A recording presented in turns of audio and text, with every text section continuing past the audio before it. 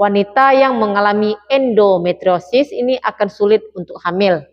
Rahim pada seorang wanita dengan posisi retro atau terbalik ini akan kesulitan untuk mendapatkan keturunan.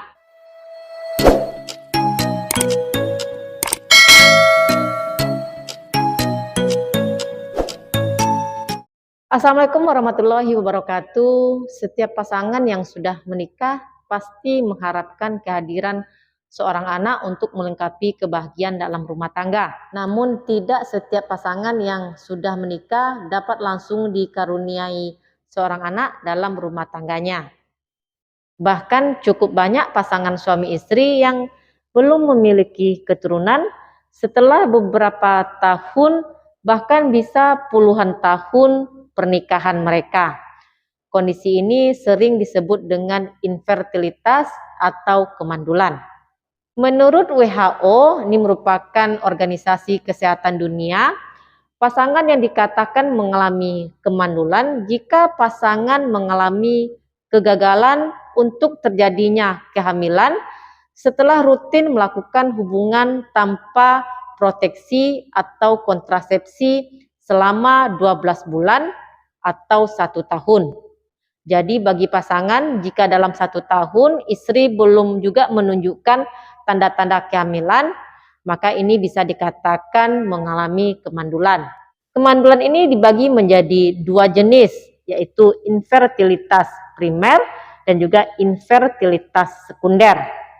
Jenis yang primer jika pasangan belum pernah sama sekali memiliki anak. Sementara jika infertilitas sekunder, ini pasangan suami istri sudah memiliki anak, namun mengalami kesulitan untuk hamil kembali atau untuk mendapatkan anak berikutnya. Infertilitas itu sendiri bisa terjadi diakibatkan adanya gangguan kesuburan baik pada pria maupun pada seorang wanita. Jadi jika istri tidak hamil, jangan lantas menyalahkan bahwa itu merupakan kesalahan dari istri. Bisa saja malah masalah terjadi pada organ reproduksi suami.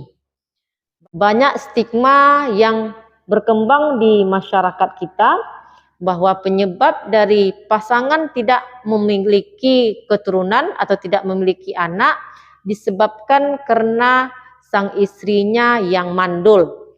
Padahal belum tentu demikian. Bisa saja suaminya yang bermasalah atau mungkin juga istri yang bermasalah. Jadi harus diperiksa baik itu suami ataupun istri untuk mengetahui penyebab istri tidak kunjung hamil.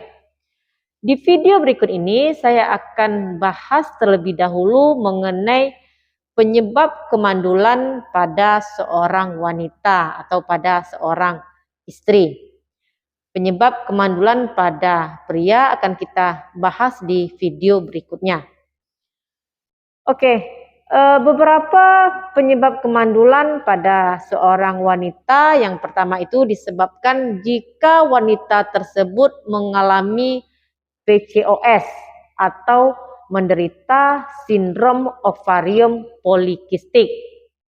Penyakit PCOS ini merupakan penyakit yang paling menakutkan bagi seorang wanita, khususnya wanita yang ingin memiliki keturunan, di mana wanita yang mengalami PCOS akan sulit untuk hamil, bahkan bisa mandul karena hormon reproduksinya tidak seimbang, sehingga proses ovulasi bisa jarang terjadi, bahkan tidak mengalami ovulasi sama sekali. Penyakit ini menyebabkan menstruasi menjadi tidak teratur, tidak menstruasi, dan kerusakan dari sel telur. Kemudian jika wanita tersebut mengalami menopause dini, ini akan menyebabkan indung telur atau ovariumnya ini tidak dapat melepaskan sel ovum lagi sebelum berusia 40 tahun. Berikutnya bisa disebabkan oleh penyakit yang disebut dengan endometriosis. Wanita yang mengalami endometriosis ini akan sulit untuk hamil. Endometriosis ini merupakan pertumbuhan jaringan endometrium atau dinding rahim di luar tempat yang seharusnya. Jika tumbuh di ovarium, maka akan berkembang menjadi kista di organ ovariumnya. Kemudian bisa terjadi jaringan parut dan lengket dengan jaringan sekitarnya. Hal ini akan mengganggu terjadinya kesuburan pada seorang wanita. Lalu bisa disebabkan oleh kondisi rahim yang posisinya itu adalah retro atau terbalik. Jadi rahim pada seorang wanita dengan posisi retro atau terbalik ini akan kesulitan untuk mendapatkan keturunan. Berikutnya bisa disebabkan karena kelainan pada tuba Fallopi, seperti terjadinya sumbatan atau terjadinya kerusakan pada daerah tuba Fallopi. Lalu adanya gangguan pada daerah leher rahim atau tumbuhnya miom pada bagian rahim. Miom ini merupakan pertumbuhan sel tumor di dalam atau di sekitar rahim. Kemudian bisa juga disebabkan karena wanita tersebut mengkonsumsi obat-obatan seperti obat penurun tekanan darah dan juga obat depresi. Gangguan psikologis seperti stres, depresi, trauma seksual pada masa lalu ini juga dapat menyebabkan kesulitan untuk mendapatkan keturunan. Berikutnya karena sering mengkonsumsi alkohol dan juga tentu bagi seorang wanita yang melakukan kebiasaan merokok. Wanita yang memiliki kebiasaan merokok dan juga mengkonsumsi alkohol akan kesulitan mendapatkan keturunan. Jika kamu pengen cepat hamil, jika mengkonsumsi alkohol dan juga merokok, hentikan mulai sekarang. Karena zat yang terkandung dalam merokok dan juga dalam alkohol ini membuat siklus haid menjadi tidak teratur.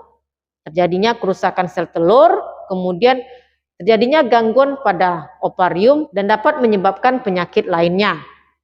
Lalu wanita yang memiliki berat badan berlebihan atau obesitas. Jadi hati-hati pada ibu yang memiliki berat badan yang berlebihan, ini akan menyebabkan terjadinya kesulitan untuk terjadinya kehamilan yang tidak disadari. Obesitas ini menyebabkan gangguan ovulasi dan wanita yang memiliki berat badan yang berlebihan juga akan berisiko memiliki sel telur yang sering rusak sehingga akan kesulitan untuk hamil.